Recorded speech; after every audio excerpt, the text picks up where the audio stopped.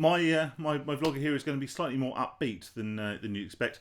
Now, as it might suggest, I have been a gambler for many years, and for most of those years, I have been a gambling addict. So, what I want to do now is give you a bit of history about me, and then in subsequent videos, I can tell you a bit more about what I've learned and how I believe you can overcome compulsive gambling.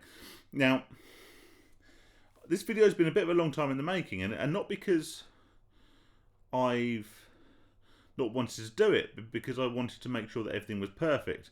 As you can see, I've bought the gear, and I've been waiting to get the right setting and the right backdrop, and sort of trying to make sure everything's perfect. And then I realised that actually I'd lost focus on the whole purpose of doing this. And the whole purpose of doing this isn't to be the next YouTube sensation. It isn't to be the next PewDiePie or the next Jake Paul or to get loads of views. I don't care how many views I get. If I get a few views and it helps a few people, that's a lot more important to me. So I thought, you know what? I'm going to do this. I'm going to set myself up in my lounge, as you can see, and we're going to talk. So here we are. My story. I am now in my mid-30s. I have been gambling in one form or another since I was probably basically a child, really. It started with the 2p fruit machines. We get 2p stake, put 10p in, get 5 credits, and the jackpot was £2. And I used to play these down the seafront with my mum and dad when I was a kid. And yeah, I never thought any harm of it, really. Did it sort of, not most weekends, but maybe a couple of times a month. We used to go down there and we used to have a few pennies and a few slots, as my dad used to put it. Never thought anything of it, and we had a lot of fun. We even actually ended up with a couple of fruit machines in our house. That we went down to an arcade close to here in Dover Court. I'm from Essex, so that's near Harwich, Clacton, around that sort of way. And they were selling off fruit machines for £25 a pop. And my dad said, you know, after a little bit of goading by myself, well, let's get one, and we did. And I think it may have been from then where I've been kind of enthralled by the idea of these machines that sort of flash and light up, and you can play and you can try and get a profit from. And I will say now that I don't for 1 second blame my parents for this. It's not their fault. They were doing what only parents do, and they were embracing this enthusiasm I had for something which actually wasn't harmful. You know, 10p here and there, 20p here and there wasn't harmful. It's not going to cause anyone any problems. But I think maybe this was the basis of which my addiction started. When I went to school, I was still playing the 2p and later 5p fruit machines, and it got to a point where I wanted to play them. I think when it got to the weekend, it got to Saturday, Sunday, my parents wanted to do lots of different things, but all I wanted to do really was go to the seaside. And you know, it'd be nice to say that that's because I was a sun lover, but you can see from my skin colour I wasn't really a sun lover. I wanted to go there and I wanted to play the machines.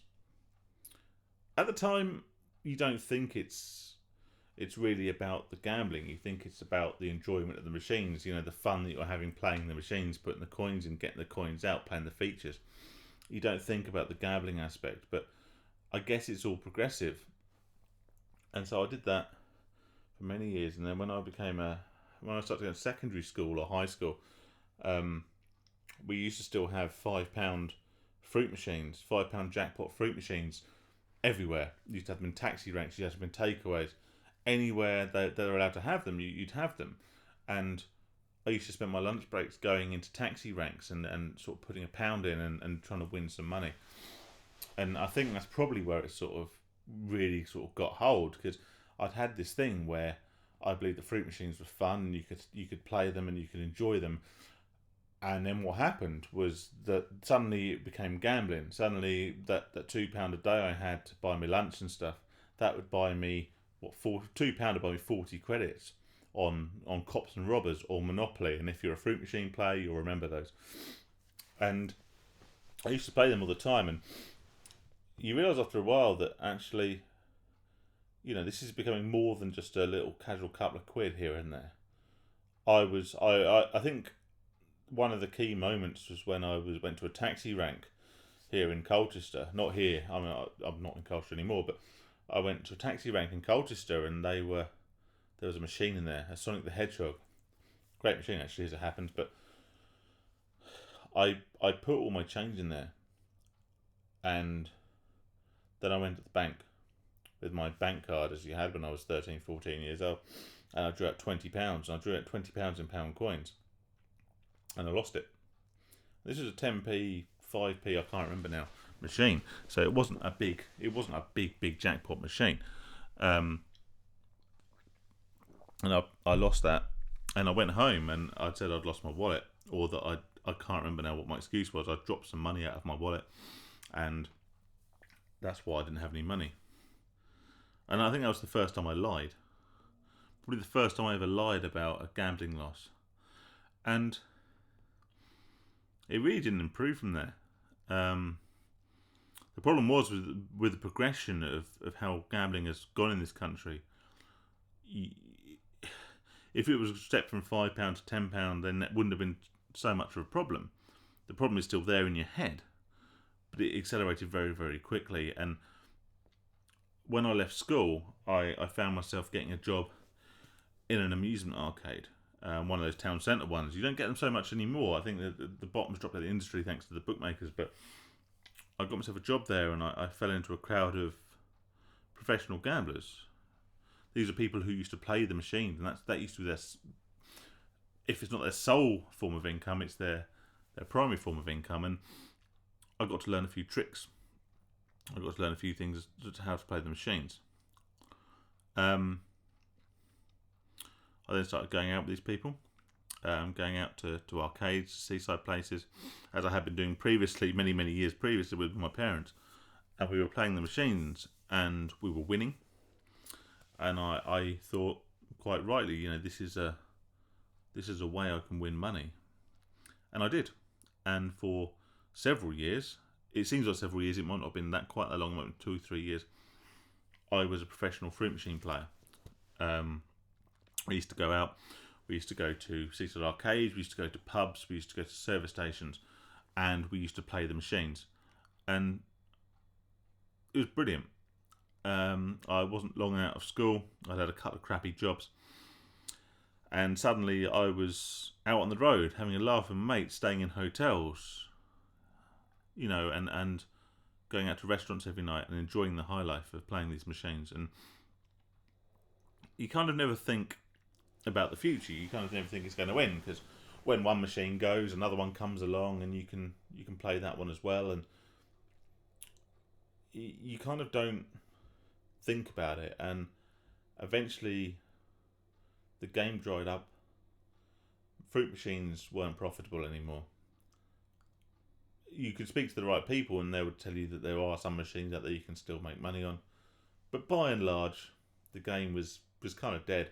But by this stage, I hadn't worked for a couple of years. I was gambling for a living. I was winning, and I was used to not worrying about the value of money. If I wanted to go out and spend £30-40 on a curry that evening, I could do that, and then spend £30-40 on a Premier Inn for the night. I could do that, and yeah, we did that for years. But suddenly there was a hole left. That easy money was gone, and I got a job. I got several jobs, but there was nothing to replace that instant gratification. So I found myself gambling in different ways, like sports betting, still playing the fruit machines in pubs, but without the knowledge, without the skill, without the guaranteed profit, and also then the fob teas, which I'll talk about, I'm sure, a lot more in the bookmakers. And it took several years and a lot of loss before I realised that I wasn't winning anymore, that I was losing, and I wasn't losing a bit. I was losing nothing compared to the amount I was winning years ago. I was losing substantially more. And that 2p fruit machines, those glory days of spending time with your mates and enjoying playing for a living, had gone.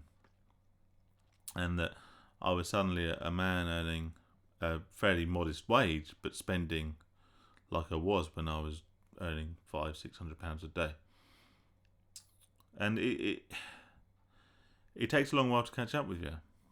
And I'm saying this is coming from a slightly strange standpoint. A lot of people don't have this. A lot of people don't have that intersection where you're making the money. A lot of people go from what seems like small stakes and a small loss to a situation that's out of control. All I did was skip a step. That's all I did. Those years I spent gambling professionally and actually making money, I wasn't doing any better. All I was doing was delaying the inevitable when the inevitable happened. And I found myself playing online. I found myself betting more and more. I never thought that sports betting was a problem, but then I realised that I was spending, not just a fiver on an Ackham on a Saturday. I was spending, a tenner on a Monday night, 20 quid on the darts, 30 quid on a Sunday. And it didn't feel like a lot, but it soon added up. I didn't know anything about football, and I was losing this money.